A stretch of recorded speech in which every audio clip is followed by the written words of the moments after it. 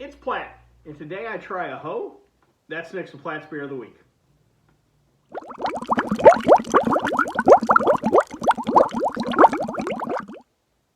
So the particular beer we have today is Hoegaarden, the classic Belgian wit beer. A little background to Hoegaarden. Hoegaarden, the brewery, is actually located in the village of Hoegaarden in Belgium. The beer itself, there really is a town named Hoegaarden, for those of you out there. The beer itself, its history dates back to 1445. Supposedly, Belgian monks in the village started producing this beer. As I'm sure most of you know, there's a rich tradition in Belgium of monks brewing beer for now almost 1,000 years, for hundreds of years easily. One of the things that made brewing beer in Belgium at that time kind of unique was Belgium was part of the Dutch Empire. Dutch were great travelers, great traders, and the Dutch citizens, especially the monks, had access to ingredients that most of the brewers on the continent did not have. Things like orange peel and coriander, which became important in the production of this style of beer. Now, when the monks started producing this style of beer, it quickly caught traction, and the city of Hoegaarden became known for brewing this unique variation of a wheat beer.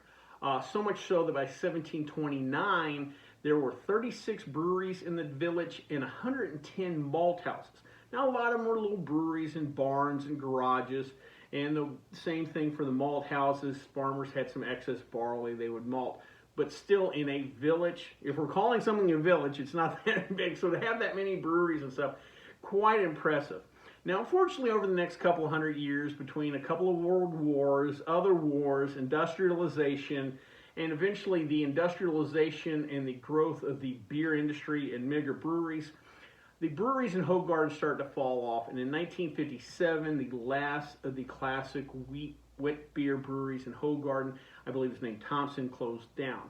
Quickly afterwards, the citizens of Hoegaarden kind of got together and kind of bemoaned the fact that, hey, we're not producing this beer anymore. Luckily for them, though, one gentleman did step up. His name was Pierre Celis. He was a local mailman, and he started brewing that classic Hoegaarden style beer, first in his garage, and then through help from the citizens of the city and just a little bit of momentum, he opened a full commercial brewery. Now, they kept producing this classic style of beer for about the next 20 years until 1985, when the brewery burnt down.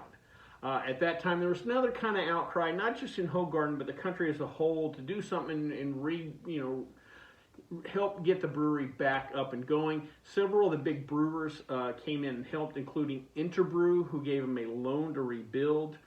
Unfortunately, though, after they got the brewery rebuilt, started again, Pierre Celis started to feel pressure. He thought Interbrew was trying to force him into producing a more commercial, kind of mainstream version of the beer, and he really wanted to stay true to that classic style, so he ended up selling the brewery to Interbrew.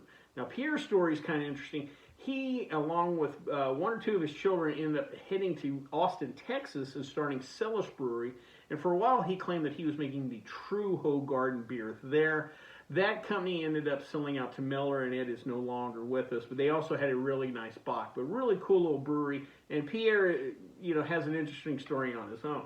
As far as Hoegaarden goes, Interbrew owned it. Interbrew eventually merged and became InBev, which eventually merged with Anheuser-Busch to give us AB InBev, the giant, mega, largest beer conglomerate in the world. So it is part of those lines of beers.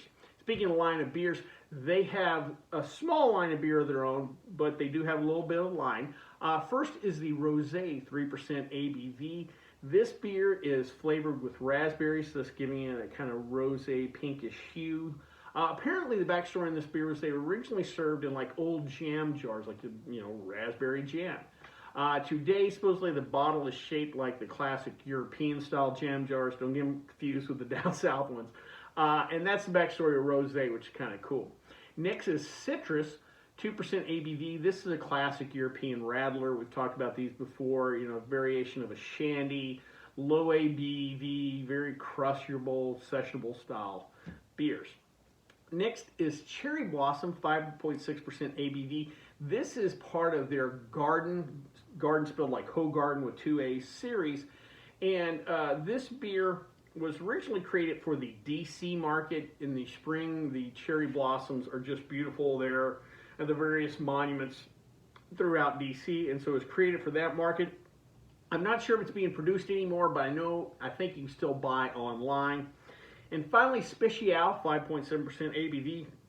This is a seasonal variation of the classic Hoegaarden, a little higher ABV. They also re-yeast in the bottle, so it's kind of a unique form of bottle conditioning. Well, before we try this particular beer, though, let's check out stats.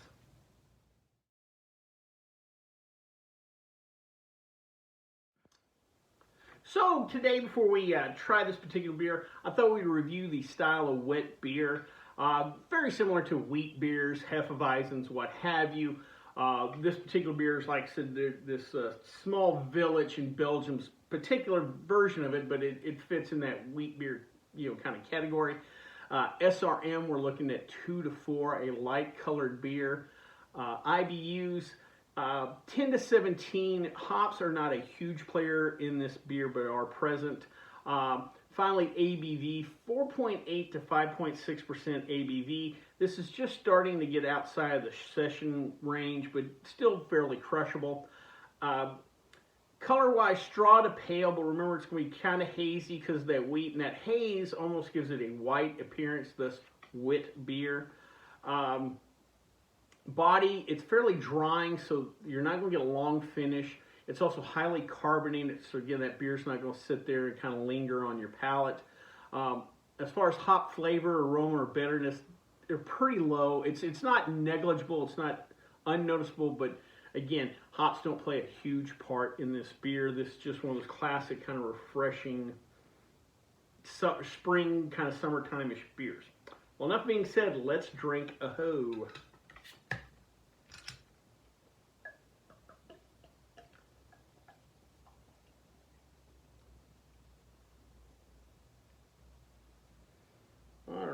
Just nice light color, haziness, a nice thick white, really white foamy head.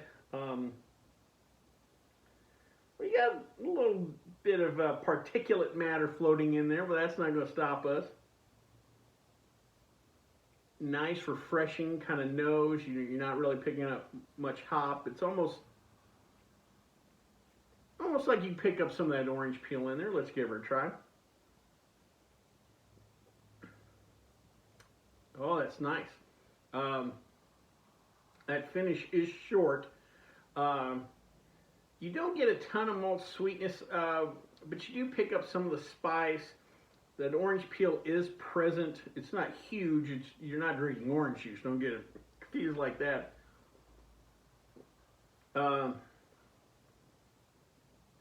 Just light, easy drinking,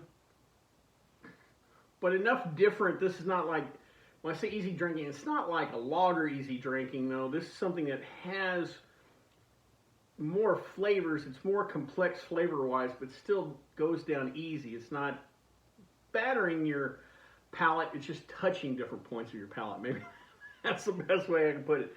But just a real nice, classic style of beer. Wheat beers are a classic. Some people say like a Blue Moon is to take off on this water. And you think about Hoegaarden's probably the first, this style of beer was probably one of the first big wheat beer styles to make it out there. So this is probably a predecessor to that. But overall, well executed beer. Those monks knew what they were doing some 600 years ago when they started this.